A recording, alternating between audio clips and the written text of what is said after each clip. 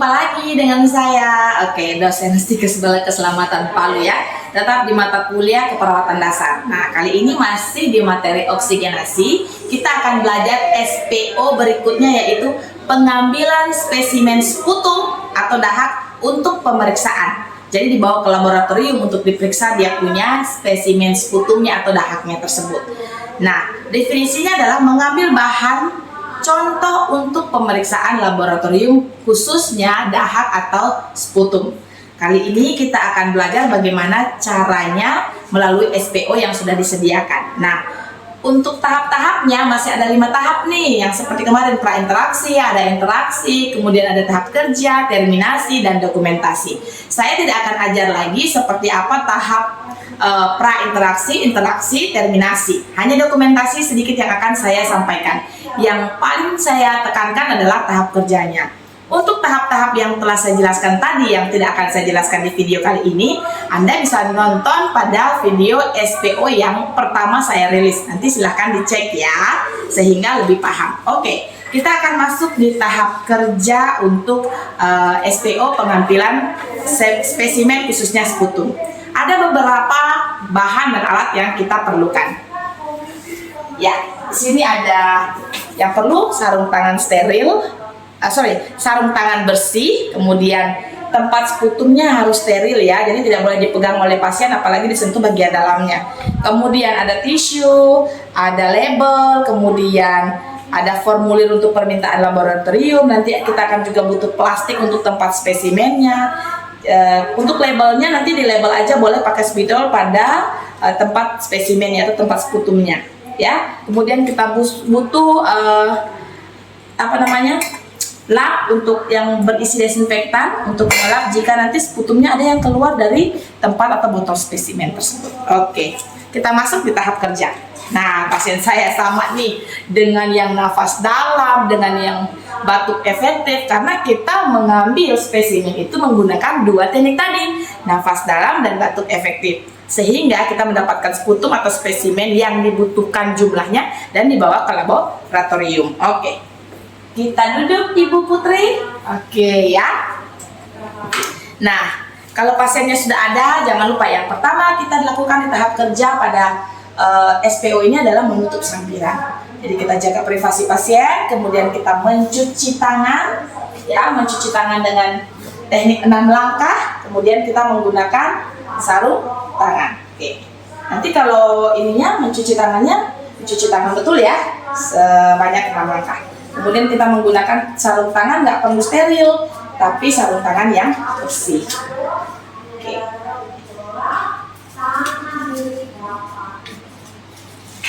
Setelah kita menggunakan sarung tangan, kita akan meletakkan, tetap ya kita pakai perlak sehingga nanti siapa tahu jatuh-jatuh dia punya dahak, dia tidak akan terkontaminasi. Kemudian kita letakkan bengkok, kemudian wadah sputum.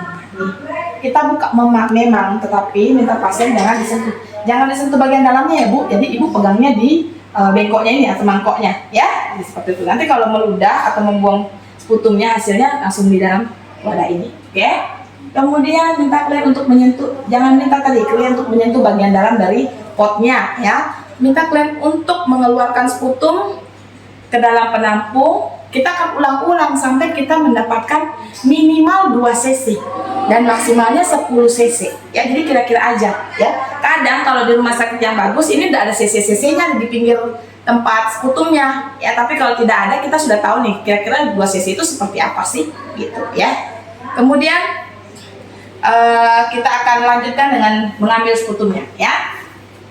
Oke Ibu, seperti batuk efektif kemarin caranya. Jadi kita ambil lagi nih, kali ini kita untuk periksa ya. Kemarin kan saya ajar supaya bisa dibuang, supaya enak, supaya gampang mengeluarkannya. Kali ini saya butuh untuk kita periksa. Jadi kita butuh sekitar 2 cc sampai 10. Boleh ya?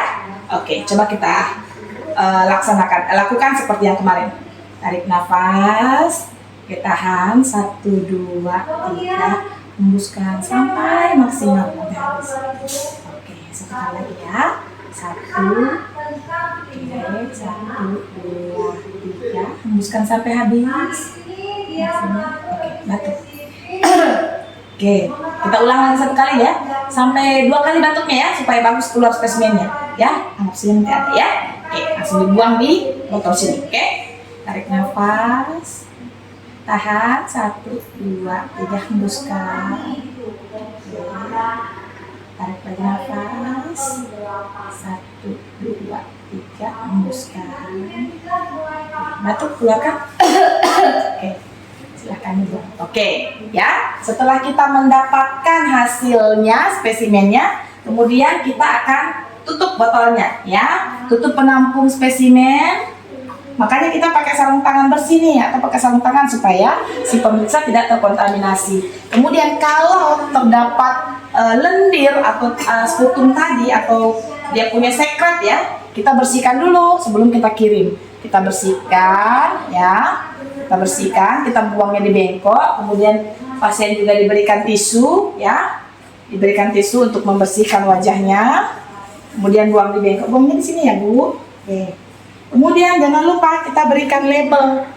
Ya, labelnya apa saja nih? Ada nama pasien, tanggal pemeriksaan, jenis yang mau diperiksa apa, dan nama ruangan pasien. Kita bisa berikan label di sini. Biasanya kalau di rumah sakit yang besar atau yang sudah bagus, ini sudah ada labelnya di sini. Sebelum kita pakai, kita sudah isi memang namanya. Seperti itu. Setelah kita berikan label, kemudian kita akan simpan tempat penampungan spesimen ini di dalam plastik penampungan seperti ini. Kemudian inilah yang akan kita kirim ke laboratorium. Oke. Kemudian kita rapikan pasien. Oke, sudah selesai, bagus ya Bu. Kita sudah dapat. Kemudian kita lepaskan sarung tangan, letakkan semua di bengkok. Kemudian kita mencuci tangan. Oke. Setelah mencuci tangan, rapikan kembali pasien. Silakan berbaring Bu. Oke. Nah, setelah semuanya selesai, maka spesimen ini diantar ke laboratorium. Dan jangan lupa kertas pengiriman laboratorium juga dibawa. Oke, supaya nanti tidak salah spesimennya dan orangnya gitu. Lanjut di tahap terminasi. Oke, penasaran? Cek video sebelumnya. Masuk di dokumentasi. Tetap kita lihat status pasien, kemudian kita perhatikan namanya, terakan tanggal, waktu, jam pemberian apa pengambilan.